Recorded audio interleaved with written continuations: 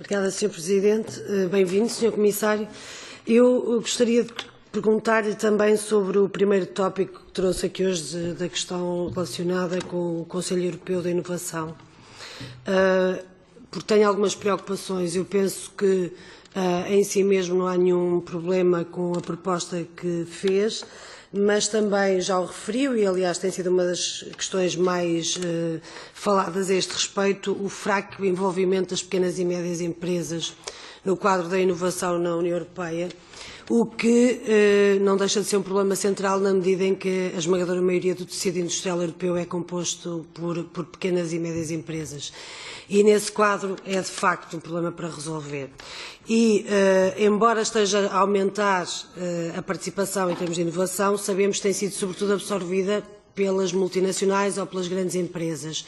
E a primeira pergunta tem a ver com isso mesmo, é como é que nós temos garantias de que todo o investimento que está a ser feito em inovação, e há uma parcela enorme de investimento na inovação que foi decidido no quadro do Horizonte 2020, como é que não estamos apenas a assistir a uma transferência de dinheiros públicos para grandes empresas ou multinacionais, e como é que podemos controlar esse processo na medida em que as pequenas e médias empresas continuam de fora.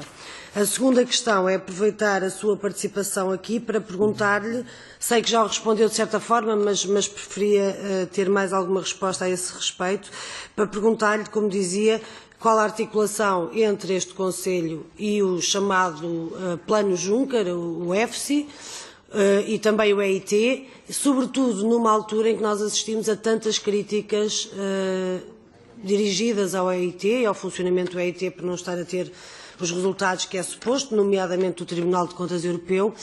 Como é que se pretende articular estas várias dimensões? Eu sei que não quer criar um novo organismo, chamemos-lhe assim, mas seja como for, como é que este vai funcionar se os outros estão a falhar neste momento? Muito obrigada.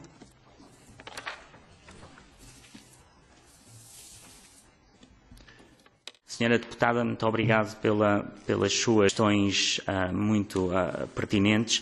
E o Conselho Europeu da Inovação, ele vem no sentido do que a Senhora Deputada estava a pôr como o problema, ou seja, onde é que estão as pequenas e médias empresas, como é que elas encontram os nossos programas, como é que nós garantimos que não são sempre os mesmos a vir aos nossos programas. Uma das minhas maiores preocupações é garantir que o Horizonte 2020 chega àqueles que, por exemplo, nunca o conheceram e não sempre os mesmos. E nesse aspecto, o Conselho Europeu da Inovação e esta ideia de ir mais de baixo para cima em vez de cima para baixo, de dar maior liberdade aos inovadores, eu penso que vai atrair muito mais destas pequenas e microempresas que neste momento, no fundo, têm que navegar por um sistema que é complexo. E essa navegação complexa faz com que eles se afastem. E é nesse sentido que o Conselho Europeu da Inovação vai ser, digo eu, um excelente instrumento e, portanto, conto com a ajuda da Senhora Deputada também para identificar os pontos fortes e fracos e de como é que podemos ir mais além. Em segundo, perguntou-me um bocadinho sobre a articulação, sobre o Plano Juncker com o EIT. Eu acho que o Conselho Europeu da Inovação é um bocadinho como é que se faz uma sopa quando já temos os vários ingredientes. E eu acho que seja o EIT, seja o Plano Juncker, seja os diferentes organismos, são os ingredientes. E o European Innovation Council é um bocadinho a maneira de como é que nós fazemos a sopa, não é? Como é que pomos esses ingredientes para dar inovação.